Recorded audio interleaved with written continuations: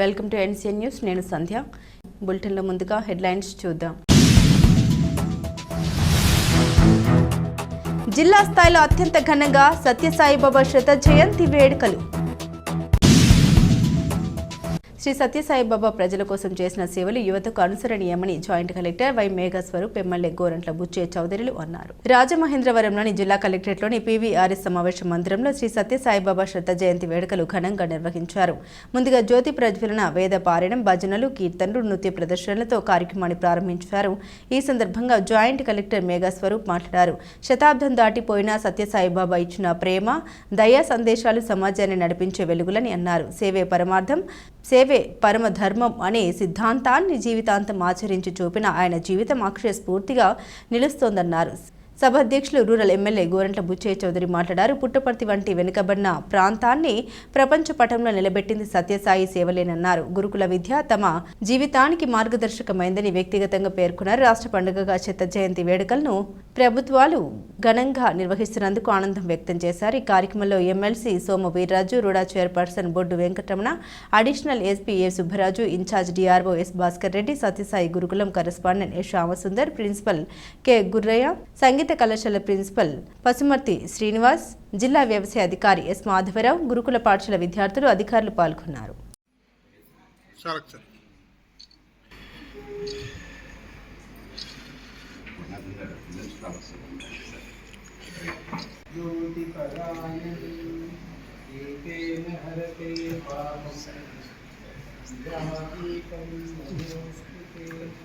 असतो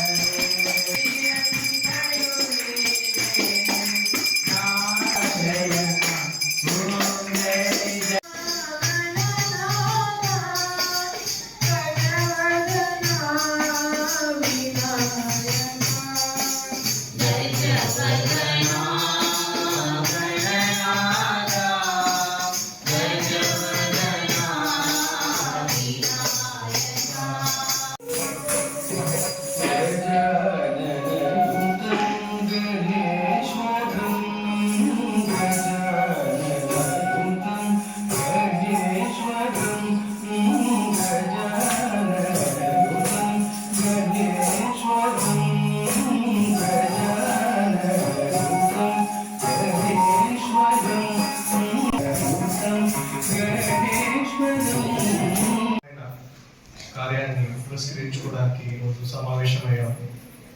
భగవాన్ శ్రీ సత్యసాయి బాబా శత జయంతి వేడుకల్లో మనం ఒక శతాబ్దం అయినా కూడా ఆయన అందించిన సందేశాలు, ముఖ్యంగా సేవ, ప్రేమ, దయ ఒక గొప్ప వాల్యూస్ అండ్ సందేశాలని ఈనాటికి కూడా మన సమాజానికి ఎంతో మార్గదర్శకం వహిస్తుంది. స్వామివారి జీవితమే మనకు ఎంతో స్ఫూర్తికరమైన ఒక యాత్ర. అంటే ఆయన చేసిన సేవలు మాటల్లో కాదు, ఆయన చేపట్టిన కార్యక్రమాల్లో, ఆయన పంచిన ప్రేమలో ఎంతో మంది లైఫ్స్ని చేంజ్ చేసింది. ఇందాక చాలా మంది నా ముందు మాట్లాడిన స్పీకర్స్ కూడా చెప్పారు. ఎలా అంటే ఆరోగ్య విషయంలో చూస్తే ఎన్నో సూపర్ స్పెషాలిటీ హాస్పిటల్స్ ఉచితంగా వైద్యం అందిస్తుంది. అలానే విద్యాశాఖంలో చూస్తే ఎంతో పేద పిల్లలకి అందరికీ కూడా వాళ్ళకి ఉచితంగా ఉన్నతమైన స్థాయిలో విద్యను అందిస్తుంది. అండ్ అలానే శుద్ధ జల ప్రాజెక్టులకి, అంటే నేను కూడా రాయలసీమ నుండే, సో నాకు తెలుసు వాటర్ అనే ఎంత ప్రీషియస్ అని అక్కడ. సో అలాంటిది ఇప్పుడు రాయలసీమలో వెళ్తే ఎక్కడప్పుడు ఇప్పుడు గ్రీనరీ ఉంది అంటే ఇలాంటి ప్రాజెక్టుల వల్లనే అని ఒకటి నేను చెప్పగలుగుతాను. స్వామి మనందరం ఘనంగా చేసుకుంటా ఉన్నాం.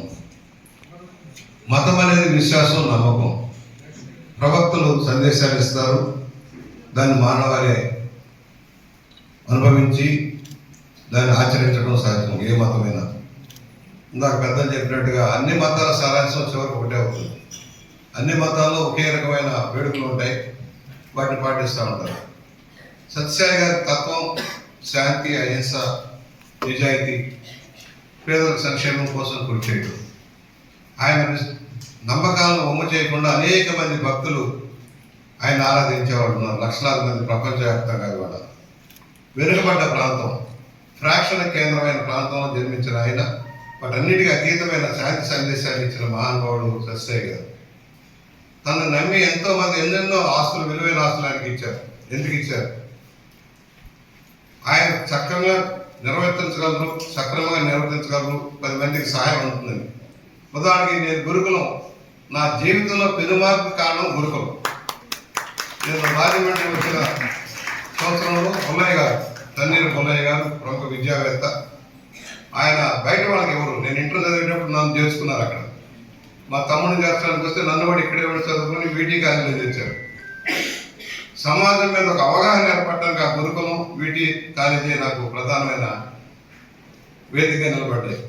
దాని నుంచి పెనుమార్పు వస్తే ఈరోజు ఈ స్థాయికి రాగలిగానంటే గురుకులం వేసిన బాటాని సవనిగా మనం చేస్తాం. ఇవాళ బుల్లయ్య గారు ఆయన అంతేవాసిగా పెట్టారు. ఈ సంస్థలు ఉన్నాయి, పెద్ద సంస్థలు, విలువైన ఆస్తులు ఉన్నాయి. ఎవరు నిర్వర్తించగలరు? నా తర్వాత ఎవరైనా కమిటీలు వేసినా ఏదో చేస్తారు. సత్యసాయి గారికి అప్పచెబితే దీన్ని సక్రమంగా నడపగల నమ్మకంతో విలువైన ఆస్తి అంతా సత్యసాయి గారి చేతుల్లో పెట్టి ఆయన అంతేవాసిగా వెళ్ళిపోయారు.